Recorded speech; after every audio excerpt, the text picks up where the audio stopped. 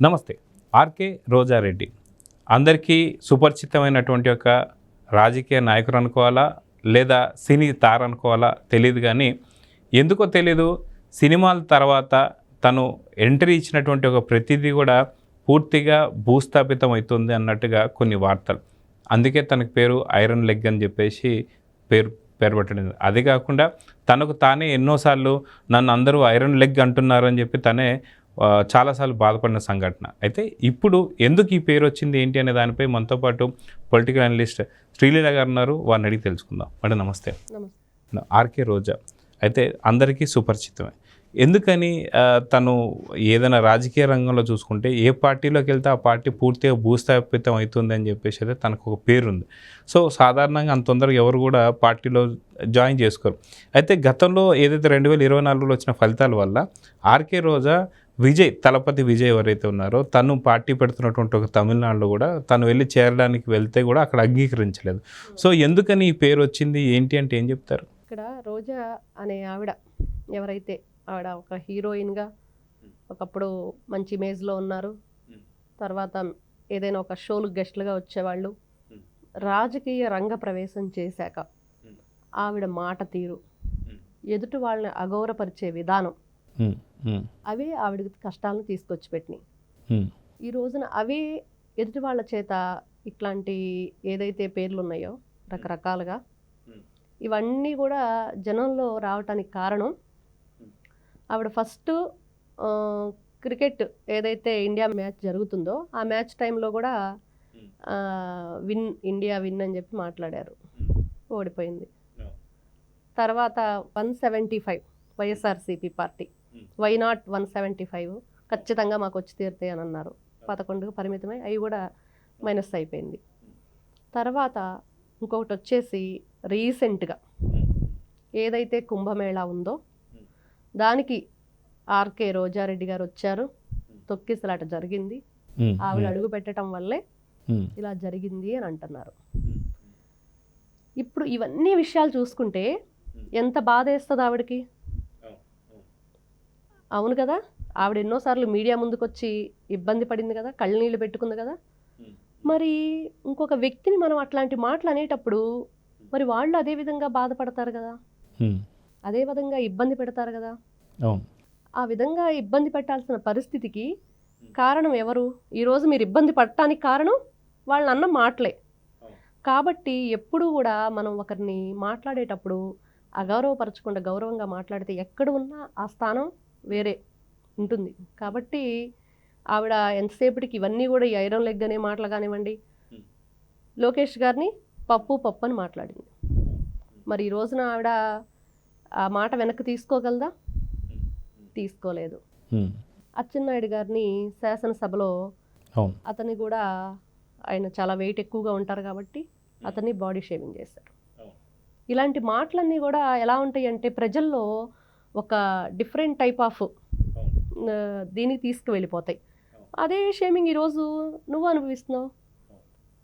మరి shy feel అయ్యి బయటకు వచ్చి మరి నన్ను ఆడదాన్ని పట్టుకొని అలా మాట్లాడారు, ఇలా మాట్లాడారు, నేను ఆడదాన్ని వాళ్ళని గౌరవించాలి అని మాట్లాడుతున్నప్పుడు, ఒక ఆడ మనిషిని గౌరవించాలి అన్నప్పుడు ఆవిడ ఎంత గౌరవంగా ఉండాలి సమాజానికి? అది లేదు. అదే కదా ఇప్పుడు ప్రాబ్లం అంతా. మీరు చెప్పినట్టుగా అసెంబ్లీ సాక్షిగా ఇప్పుడు ఎవరైతే హోమ్ మినిస్టర్ ఉన్నారో అనిత గారిని కూడా నిండు అసెంబ్లీ సాక్షిగా తన పర్సనల్ మ్యాటర్స్ని కూడా బయటికి తీస్తూ మాట్లాడిన సందర్భం అసెంబ్లీలో ఆ రోజు అనిత గారు కళ్ళం బట్టి నీళ్ళు కూడా పెట్టుకున్నటువంటి సందర్భం మనం చూసాం. అయితే మీరన్నట్టు ఖచ్చితంగా ఒక మహిళని ఎవరైనా గౌరవించాలంటే ఆ మహిళ అంత గౌరవంగా ఉంటేనే తనకి గౌరవం దక్కుతుంది. కానీ వైసీపీలో ఉండేటువంటి ప్రతి ఒక్క మహిళ గతంలో ఇలానే ఉండేదా? ఎందుకని రోజాకి మరీ ఇంత చెడ్డ పేరు వచ్చిందంటే ఏం చెప్తారు? ముఖ్యంగా ఇక్కడ జగన్మోహన్ రెడ్డి అనే వ్యక్తికి పొగడ్తల పిచ్చి, భజన పిచ్చి.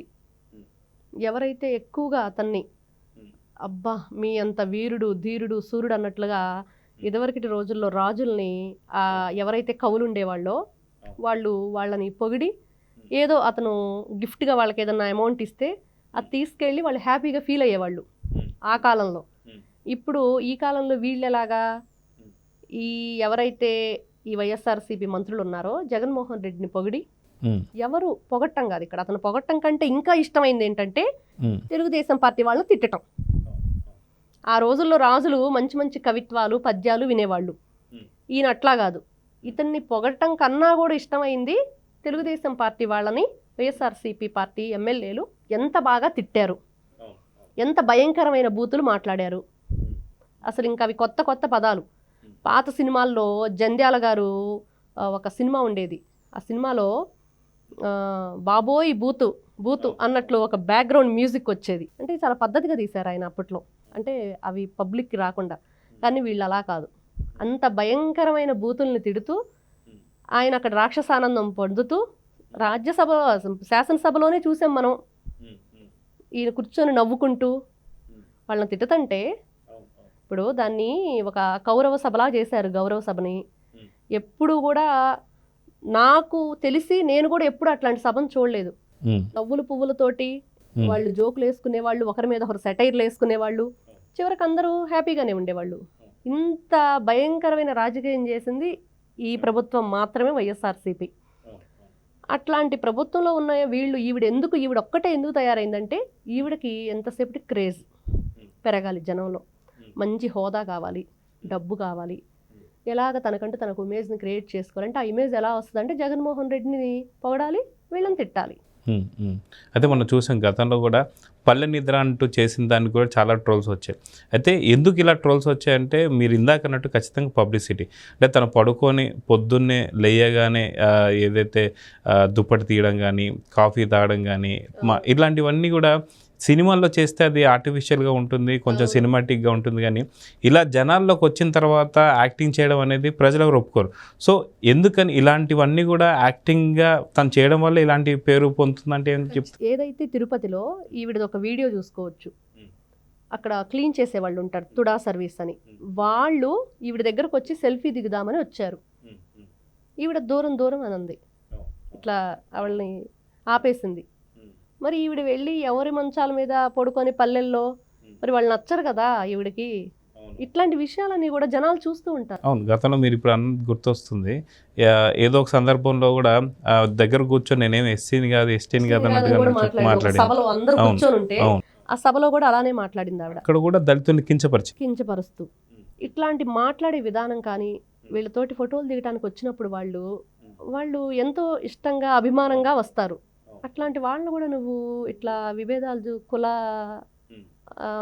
మతానికి సంబంధించి కులానికి సంబంధించి చేస్తే ప్రజలందరూ చూస్తున్నారు, ఒక డ్రామాలా కనిపిస్తూ ఉంటుంది. ఇప్పుడు నిజంగా వాళ్ళు ప్రేమ అభిమానం ఉంటే ఎప్పుడు ఒకేలా ఉంటారు. కానీ జగన్మోహన్ రెడ్డి మెప్పు కోసం ఆ పార్టీ మీద ప్రేమ ఉండే, ఆయన మీద ప్రేమ ఉంటే ఉంచుకోండి, కాదని అంటలేదు. ఎవరి నాయకుడి మీద వాళ్ళకి అభిమానం ఉంటుంది. కానీ ఇది జనాల మీద రుద్దేసి, కులాల మీద రుద్దేసి, వేరే వేరే బాడీ షేమింగ్లకి పాల్పడి, ఆడవాళ్ళని, తెలుగుదేశం పార్టీ ఉన్న ఆడవాళ్ళని తిట్టేసి, ఆవిడ ఒక లేడీ అనే విషయం మర్చిపోయి మాట్లాడితే ఎలా ఉంటుందనేది ఈరోజు మనం చూస్తూనే ఉన్నాం. ఎవరికి రాలేదు ఆ పార్టీలో అలాగా, ఈవిడికి ఒక్కటే వచ్చింది. సో చూద్దాం మేడం, ఖచ్చితంగా తను ఏదైతే మాట్లాడిందో అదే తిరిగి రిపీట్ అయితే వస్తుంటుంది. మీరు అన్నట్టుగా ఒక బాల్ గోడకేసి కొడితే ఎట్లా బౌన్స్ అవుతుందో సేమ్ అదే విధంగా అంతే వేగంగా వస్తూ ఉంటాయి. సో ఇప్పటికన్నా సరే తను మారాలని అయితే కోరుకుందాం. నమస్తే. Please subscribe to Leo news for more videos.